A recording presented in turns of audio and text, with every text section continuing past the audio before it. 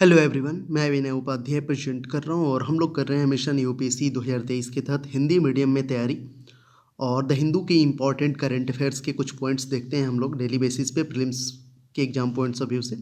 तो आज ये सारे पॉइंट्स हम लोग कवर करेंगे 22 जून 2022 के रिगार्डिंग। इससे पहले 1 जून से लेके 21 जून तक मैंने ऑलरेडी अपलोड कर दिए हैं सारे वीडियोज़, और प्रीलिम्स फैक्ट्स वाले प्लेलिस्ट में आपको सारे मिल जाएंगे। तो चलिए लेट्स स्टार्ट, एक एक करके सारे पॉइंट्स को देखेंगे और कुछ एमसीक्यू क्वेश्चंस भी मैं पूछूंगा आपके एग्जाम पॉइंट्स ऑफ व्यू से। कुछ प्रीवियस ईयर क्वेश्चंस भी हो सकते हैं, कुछ मॉडल क्वेश्चंस भी हो सकते हैं, उनका भी आंसर करिएगा। चलिए शुरू करते हैं।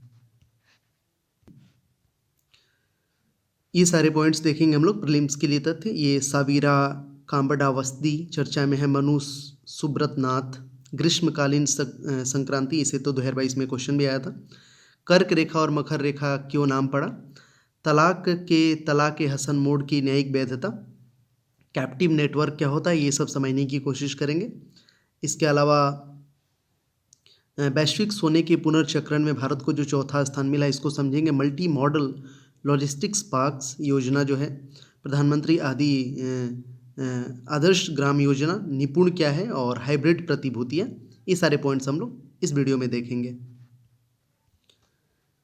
शुरू करने से पहले एक क्वेश्चन मैं पूछ रहा हूँ आप लोगों से, इसका आंसर कमेंट सेक्शन में करना। होमवर्क क्वेश्चन आप लोगों का है, अभ्यास प्रश्न, कि निम्नलिखित में से कौन दल बदल विरोधी का आधार से है। दल बदल विरोधी आपको पता होगा, इसको पढ़ लेना अच्छे से। यदि कोई मनोनीत सदस्य 6 महीने से पहले किसी राजनीतिक दल में शामिल हो जाता है। दूसरा है कि जब पार्टी के 2/3 सदस्य विलय के पक्ष में हो। तो ये दो आपको दे दिए स्टेटमेंट और इसमें पूछ रहा है कि कौन सा सही है, आप बताना है। नीचे दिए गए कुट का सही उत्तर चुना है, केवल एक, केवल दो, एक और दो, दोनों, ना तो एक ना तो दो। आंसर करिए इसका कमेंट सेक्शन में। अगर आप मेंस भी लिखते हो तो ये आपके लिए क्वेश्चन हो सकता है 10 मार्क्स वाले में, कि दल बदल विरोधी कानून प्रतिनिधि और संसदीय लोकतंत्र को कमजोर करता है, इस कथन का समालोचनात्मक विश्लेषण करें। ये द हिंदू में एक आर्टिकल आया था 22 जून को, तो वहाँ से मैंने लिया है।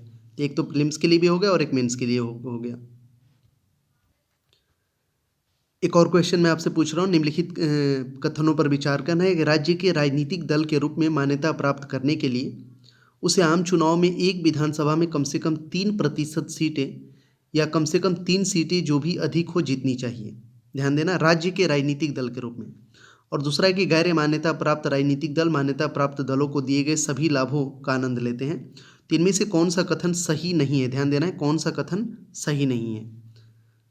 Got it. आपके लिए ऑप्शन ऐसे रहेंगे कि पहला भी सही नहीं है, पहला सही नहीं है, दूसरा सही नहीं है, दोनों सही नहीं है, या दोनों सही है। इसका आंसर करना है कमेंट सेक्शन में। चलिए प्रीलिम्स फैक्ट्स जो है अपना उसको देखते हैं अब आज का। तो प्रीलिम्स के लिए तथ्य, पहला पॉइंट हमारा रहेगा सावीरा कम्बाडा बस्ती 1000 स्तंभ मंदिर, इसको बोला गया है, काफ़ी चर्चा में है और यहाँ से क्वेश्चन आते हैं। तो मंदिर को चंद्रनाथ मंदिर के रूप में भी जाना जाता है क्योंकि यह तीर्थंकर चंद्र प्रभा का सम्मान करता है, जिनकी 8 फुट की मूर्ति मंदिर में इनकी पूजा की जाती है। यह कर्नाटक के कहाँ है, तो यह कर्नाटक के मूडबिद्री शहर में 18 जैन मंदिरों में सबसे प्रमुख है। बस्ती का निर्माण स्थानीय सरदार देवराय वोडेयार ने 1430 ईस्वी में किया था और 1962 में मंदिरों को जोड़ा गया। इस मंदिर में करकला भैरव रानी नागला देवी द्वारा मूर्तित 50 फीट द्वारा निर्मित 50 फीट लंबी मोनोलिथ मान स्तंभ है। देखो, ये सीरीज मेरा शुरू करने का एकमात्र पर्पस है, पहला तो ये हो जाएगा इसमें कि रिवीजन, 2 पर्पस है इसमें, एक तो रिवीजन, और मेरे को ये पता है कि आप सीरियस एस्पिरेंट्स हो तो आप नोट्स बनाते हो करंट अफेयर्स का न्यूज़पेपर से, तो उसमें ये सारे पॉइंट्स आपके ऐड हैं या नहीं। Got it. अब चलो आगे बढ़ते हैं। ये बड़ी चर्चा में थे अभी, मुनि सुब्रत नाथ। तो कर्नाटक के हसन तालुक में आडागूर के पास जनरागुट्टी में मुनि सुब्रत नाथ 20वें तीर्थंकर की मूर्ति बनाई गई है। कमलापीठ, कमल आसन और आधार पर एक कछुए की एक छवि लगभग 54 फीट लंबा है। तो स्टैचू जो भी बनता है नया, तो वहाँ से सवाल तो आ ही जाते हैं, तो ध्यान देना, क्योंकि प्रीवियस ईयर क्वेश्चंस देख रहे होगे तो उसमें पता चल ही जाएगा। वह एक सिद्ध बन गया और एक मुक्त आत्मा जिसने उसके सारे कर्मों को नष्ट कर दिया। रामायण के जैन संस्करण की घटनाओं को मुनि सुब्रतनाथ के समय में रखा गया है। वह 30,000 से अधिक वर्षों तक जीवित रहे। उनके प्रमुख प्रेरित ऋषि मल्ली स्वामी थे। आगे बढ़ेंगे। ग्रीष्म संक्रांति, यहाँ से तो 2022 में भी क्वेश्चन आया हुआ था, क्या है ये? ग्रीष्म संक्रांति को जून संक्रांति भी कहा जाता है। उत्तरी गोलार्ध में वर्ष का सबसे लंबा दिन और दक्षिणी गोलार्ध में सबसे छोटा दिन। यह उत्तरी गोलार्ध में गर्मी के मौसम की शुरुआत और दक्षिणी गोलार्ध में सर्दियों के मौसम की शुरुआत का प्रतीक है। बेसिकली 21 जून को जो है सबसे लंबा दिन होता है, उत्तरी गोलार्ध में वर्ष का सबसे लंबा दिन। तो यहाँ पे आप इस प्रोसेस को समझ भी सकते हो इस तस्वीर के द्वारा। गॉट इट, देख सकते हो ये समर सॉलिस्टिस, यहाँ पे 21 जून है, 23 सितंबर, 21 दिसंबर, फिर 21 मार्च। मतलब ये कैसे ये घूमते रहता है, इसको आप समझोगे जब ऐसे देख रहे हो, ध्यान से देखना, तो ये पूरा प्रोसेस आपको समझ में आ जाएगा। Got it. और यहाँ से ये समझ सकते हो ये ट्रॉपिक्स, इसके पीछे के जो रीजन है, तो ये समझ गए ना। ग्रीष्म संक्रांति या उत्तरी गोलार्ध में गर्मी के मौसम की शुरुआत और दक्षिणी गोलार्ध में सर्दियों के मौसम की शुरुआत का प्रतीक है। जून संक्रांति के दिन उत्तरी ध्रुव को सीधे सूर्य की ओर झुकाया जाता है और दक्षिणी ध्रुव को सूर्य से अधिक सीधे दूर किया जाता है। अब यहाँ पे एक पॉइंट है कि कर्क रेखा और मकर रेखा का नाम क्या है, नाम क्यों? तो उनका नाम 2000 साल पहले रखा गया था। उस समय सूर्य शीतकालीन संक्रांति के दौरान मकर राशि और ग्रीष्म संक्रांति इसलिए नाम के दौरान कर्क राशि में था। अब विषुओं के पुरोगामी होने के कारण इन समयों में सूर्य इन नक्षत्रों में नहीं रहता बल्कि नाम रह जाता है। तो ये इसके पीछे की वजह है। फिर इसको समझते हैं मॉडल्स ऑफ तलाक। तलाक ए हसन मोड की न्यायिक वैधता, इस पर भी काफ़ी चर्चा हो रहा है। तो तलाक के निर्धारित इस्लामी तरीके तलाक ए हसन को अमान्य करने की मांग करने वाली जनहित याचिका PIL सुप्रीम कोर्ट में दायर की गई है। इस प्रोसेस को यहाँ से समझ सकते हो आप। जनहित याचिका तलाक ए हसन में निर्धारित इस्लाम तरीके को असंवैधानिक बनाने का प्रयास करती है क्योंकि यह संविधान के अनुच्छेद 14, 15, 21 और 25 का उल्लंघन है। तलाक ए एहसान जो है इस फॉर्म के तहत एक एकल प्रति संहरणीय तलाक किया जाता है। 3 तलाक के तहत कई घोषणाएं के विपरीत हैं। घोषणा के बाद एक महिला को इद्दत या 3 महीने की प्रतीक्षा अवधि से गुजरना पड़ता है। इसके अलावा इस अवधि के दौरान तलाक रद्द किया जा सकता है। हालांकि इस अवधि के दौरान तलाक को रद्द करने में विफलता के परिणाम स्वरूप इसे अंतिम रूप दिया जाता है। इसके बाद एक महिला स्वतंत्र होती है और दूसरे पुरुष से शादी करने या विवाहित रहने के लिए स्वतंत्र होती है, जैसा कि वह चुन सकती है। तो तलाक ए हसन को लगभग सभी मुस्लिम देशों में कानूनी वैधता प्राप्त है। तो ये भारत में भी आना चाहता है। इसको और अच्छे से पढ़ लेना आप ध्यान से। एक कैप्टिव नेटवर्क क्या है, इसको समझते हैं। दूरसंचार सेवा प्रदाता और निजी कैप्टिव नेटवर्क आगामी 5G स्पेक्ट्रम नीलामी के लिए विवाद में है। कैप्टिव नेटवर्क सार्वजनिक नेटवर्क होते हैं जिनकी आप सदस्यता लेते हैं या भुगतान करते हैं। कैप्टिव नेटवर्क को सदस्यता नेटवर्क भी कहा जाता है। तो आप इन नेटवर्क को coffee shop, internet cafe, hotel, हवाई अड्डे और अन्य सार्वजनिक स्थलों पर पा सकते हैं। एक व्यवसाय इकाई के लिए एक कैप्टिव इकाई एक कंपनी की एक व्यवसायिक इकाई है जो मूल कंपनी के भीतर काम और करीबी परिचालन गाठजोड़ को बनाए रखते हुए अपनी खुद की एक कमाई के रूप में अपतटीय कार्य करती है। तलाक ए हसन, अच्छा ये तो मैंने बता दिया था ना, तो ये हो गया। अभी ये पॉइंट आया है कि वैश्विक स्वर्ण पुनर्चक्रण में, मतलब गोल्ड रिसाइकिल में, पूरी दुनिया भर में भारत को 4था स्थान प्राप्त हुआ है। इसका पूरा प्रोसेस है, इसको देख लेना वीडियो को रोक के कि कैसे ये होता है। तो जो WGC है, वर्ल्ड गोल्ड काउंसिल के अनुसार भारत दुनिया में 4था बड़ा रिसाइकलर बन गया है, बनकर उभरा है। देश ने 2021 में 75 टन सोना गोल्ड जो है रिसाइकल किया है। सबसे नंबर 1 पे चीन है 168 टन के साथ। भारत 4थे नंबर पे है। 2021 में भारत के सोने की शोधन क्षमता 1500 टन, 500% की इसमें वृद्धि हुई है। औपचारिक पुनर्चक्रण व्यवसाय की संख्या 2013 में 5 से कम बढ़कर 2021 में 33 हो गई है। इसके अलावा असंगठित रिफाइनिंग का पैमाना गिर गया है, जिसका मुख्य कारण सरकार द्वारा प्रदूषण नियमों को कड़ा करना है। भारत में प्रतिस्पर्धी रिफाइनिंग हब के रूप में उभरने की क्षमता हैदी सराफा बाजार के सुधार के अगले चरण में जिम्मेदार सोर्सिंग, बाहर के निर्यात और डोर या स्क्रैप की लगातार आपूर्ति को बढ़ावा है। तो याद रखना है आपको, दुनिया में 4था सबसे बड़ा पुनर्चक्रणकर्ता होने के बावजूद भारत अपने स्वयं के सोने के स्टॉक का बहुत कम पुनर्चक्रण करता है, वैश्विक स्क्रैप आपूर्ति का लगभग 8%।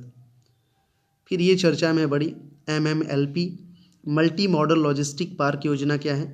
तो सरकार ने भारत के दुनिया के ढांचे में अधिक दीर्घकालिक निवेश को आकर्षित करने के लिए मल्टी मॉडल लॉजिस्टिक पार्क योजना के लिए रियायत अवधि 30 से बढ़ाकर 45 वर्ष कर दी है।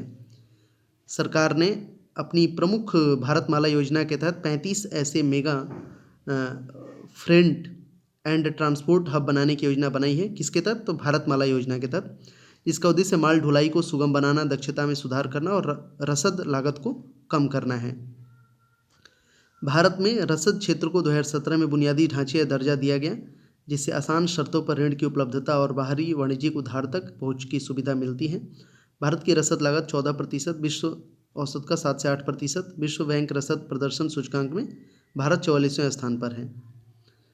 तो ये समझ गए होगा आप लोग, MMLP के 5 प्रमुख कार्य हैं: फ्रेट एग्रीगेशन और distribution, multi modal freight transport, integrated storage and warehousing, information technology support और वैल्यू एडेड सर्विसेज।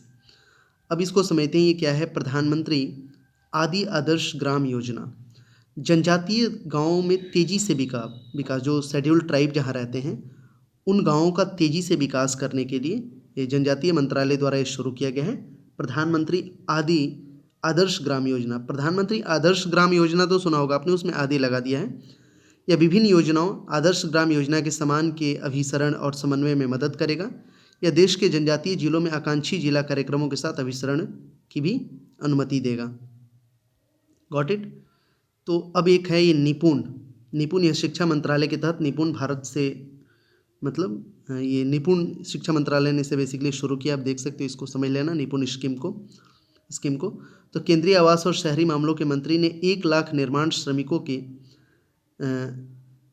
अपस्किलिंग को बढ़ावा देने के लिए राष्ट्रीय पहल नामक एक परियोजना शुरू की है। निपुण, अच्छा, शिक्षा मंत्रालय ने भी एक निपुण शुरू किया है, निपुण भारत, तो उससे ये अलग है निपुण, इसको ध्यान देना आप। Got it? तो इसको आप देख सकते हो, इसे महुआ के डेनलम के अंतर्गत राष्ट्रीय शहरी आजीविका मिशन के अंतर्गत आता है। यह निर्माण श्रमिकों को स्वरोजगार और कुशल मजदूरी रोजगार तक पहुंचने के लिए प्रशिक्षित करेगा, के अवसरों तक पहुंचने के लिए उन्हें मतलब प्रशिक्षित करेगा। इसके अलावा कार्यान्वयन राष्ट्रीय कौशल विकास निगम द्वारा किया जाएगा। निर्माण सबसे बड़े नियोक्ताओं में से एक है। भारत के सकल घरेलू उत्पाद में 9% का योगदान देता है ये निर्माण। अब आएंगे, इसमें हम लोग समझेंगे हाइब्रिड सिक्योरिटीज़ क्या है। तो एक हाइब्रिड सुरक्षा एक एकल वित्तीय सुरक्षा है जो 2 या 2 से अधिक विभिन्न वित्तीय साधनों को जोड़ती है। हाइब्रिड प्रतिभूतियाँ ऐसी प्रतिभूतियाँ जिनमें ऋण और इक्विटी विशेषताओं का संयोजन होता है। मूल हाइब्रिड सुरक्षा पसंदीदा स्टॉक था जो एक कंपनी जैसे इक्विटी में स्वामित्व का प्रतिनिधित्व, कंपनी का जैसे मूल हाइब्रिड सुरक्षा पसंदीदा स्टॉक थी जो एक कंपनी जैसे इक्विटी में स्वामित्व का प्रतिनिधित्व करती है, लेकिन निश्चित भुगतान जैसे बॉन्ड होती है, जैसे परिवर्तनीय बॉन्ड है। आप टेलीग्राम चैनल से जुड़ सकते हैं, हमारा लिंक डिस्क्रिप्शन में। कुछ क्वेश्चंस देखते हैं। ये तो मैंने प्रीलिम्स फैक्ट्स डिस्कस कर दिया, इसको आराम से 2-3 बार देखना, अपने नोट्स को रिवाइज करना कि ये सारे पॉइंट्स ऐड हैं कि नहीं। चलो कुछ क्वेश्चंस मैं पूछता हूँ, उसका आंसर कॉमेंट सेक्शन में करना। देखो ये क्वेश्चन 2022 का यूपीएससी का, कि भारत में निम्नलिखित में से कौन मुद्रास्फीति को नियंत्रित करके मूल्य स्थिरता बनाए रखने के लिए जिम्मेदार है? बहुत बेसिक सा क्वेश्चन पूछा है। उपभोक्ता मामले विभाग, व्यय प्रबंधन आयोग, वित्तीय स्थिरता और विकास परिषद, भारतीय रिजर्व बैंक। कौन जिम्मेदार है इसके लिए? मुद्रास्फीति, मॉनेटरी पॉलिसी से रिलेटेड क्वेश्चन है। आप लोग आंसर नहीं करते हो, सबसे बड़ी चीज़ की वीडियो देख के, और आप लोग कमेंट कुछ नहीं करते हो, किसी भी प्रश्न का जवाब नहीं देते हो, वीडियो कैसा लगा ये नहीं बताते हो, क्या मैं सुधार और कर सकता हूँ, क्या इसमें और ऐड ऑन करूँ, मतलब कुछ मतलब नहीं है। वीडियो देखो भाग जाओ, कुछ लिखा करो, कुछ बताया करो, कुछ फीडबैक दिया करो, गलत सही जो भी आपके मन में आए। Criticism accepted here. तो इसका आंसर कर देना कमेंट सेक्शन में जो भी होगा। 1-2 और क्वेश्चन पूछ रहा हूँ, इसका आंसर करना। ये भी 2021 का क्वेश्चन है यूपीएससी का, कि आर्थिक मंदी के समय निम्नलिखित में से कौन सा कदम उठाए जाने की सबसे अधिक संभावना है? किसका होता है संभावना? ब्याज दर में वृद्धि के साथ दरों में कटौती, सार्वजनिक परियोजनाओं पर व्यय में वृद्धि, ब्याज दर में कमी के साथ करों में वृद्धि, सार्वजनिक परियोजनाओं पर खर्च में कमी। कौन सा, अगर आर्थिक मंदी आ जाए तो उसके समय कौन सा कदम उठाए जाने की सबसे अधिक संभावना है, इन चारों में से आपको बताना है। 2021 में क्वेश्चन पूछा गया है। मैं बार बार बोल रहा हूँ, प्रीवियस ईयर क्वेश्चंस किया करो। मैंने भी कराना शुरू किया, अभी इन्वायरमेंट एंड इकोलॉजी कराया है। इसके बाद मैं सारे सब्जेक्ट्स कवर करा दूंगा 2013 से लेके 2022 तक। इसके लिए अलग से प्लेलिस्ट भी मैंने बता दी है। तो इसका भी आंसर आप कमेंट सेक्शन में करना। ये क्वेश्चन है कि भारतीय अर्थव्यवस्था के संदर्भ में मांग पुल मुद्रास्फीति निम्नलिखित में से किसके कारण बढ़ती हो सकती है। तो ये सारे कुछ पॉइंट दिए हैं, विस्तारक नीतियाँ, राजस्व प्रोत्साहन, मुद्रास्फीति, अनुक्रमण मजदूरी, उच्च क्रय शक्ति, बढ़ती ब्याज दरें। क्या क्या हो सकता है इसमें, अब आपको पता ही है ऑप्शन कैसे देता है यूपीएससी। तो ऐसा ऑप्शन देता है, कौन सही हो सकता है, 1 2 4 2 3 4 5, 1 2 3 5, 1 2 3 4 5। आंसर करना इसका कमेंट सेक्शन में। चलो एक और क्वेश्चन, 2014 का क्वेश्चन है यूपीएससी का, कि यदि किसी अर्थव्यवस्था में ब्याज दर में कमी की जाती है तो यह क्या होता है। अर्थव्यवस्था में खपत व्यय में कमी, सरकार के कर संग्रह में वृद्धि, अर्थव्यवस्था में निवेश व्यय में वृद्धि, अर्थव्यवस्था में कुल बचत में वृद्धि। इसका भी आंसर आपको कमेंट सेक्शन में करना है। बहुत सारे क्वेश्चंस मैं पूछ ले रहा हूँ, इसका भी आंसर कर सकते हो। 2021 का क्वेश्चन है कि निम्नलिखित में से कौन इसके प्रभाव में सबसे अधिक मुद्रास्फीतिकारी होने की संभावना है। सार्वजनिक ऋण की चुनौती, बजट घाटे को पूरा करने के लिए जनता से उधार लेना, बजट घाटे को पूरा करने के लिए बैंकों से उधार लेना, बजट घाटे को पूरा करने के लिए नए पैसे का सृजन। तो इसका आंसर आप कर सकते हो कमेंट सेक्शन में। तो आज 22 जून 2022 के रिगार्डिंग हम लोगों ने इतने सारे पॉइंट्स कवर किए। ये 11 पॉइंट्स आप देख लेना आपके नोट्स में शामिल है कि नहीं, और 6 7 8 क्वेश्चंस भी हम लोगों ने देखे। जिसका प्रश्न आप पढ़ना, उसका आंसर करने की कोशिश करना कमेंट सेक्शन में। Thanks for watching this video. पीछे के सभी 1 जून से लेके 21 जून के सभी वीडियोज़ को देख डालिए। मैं बार बार बोल रहा हूँ, बहुत इंपॉर्टेंट होने वाला है आपके लिए, बहुत ज़्यादा, अगर आप स्पेशली सीरियस हैं और हिंदी मीडियम से प्रिपरेशन कर रहे हैं तो। चलिए मिलते हैं नेक्स्ट वीडियो के साथ, तब तक के लिए बाय, टेक केयर।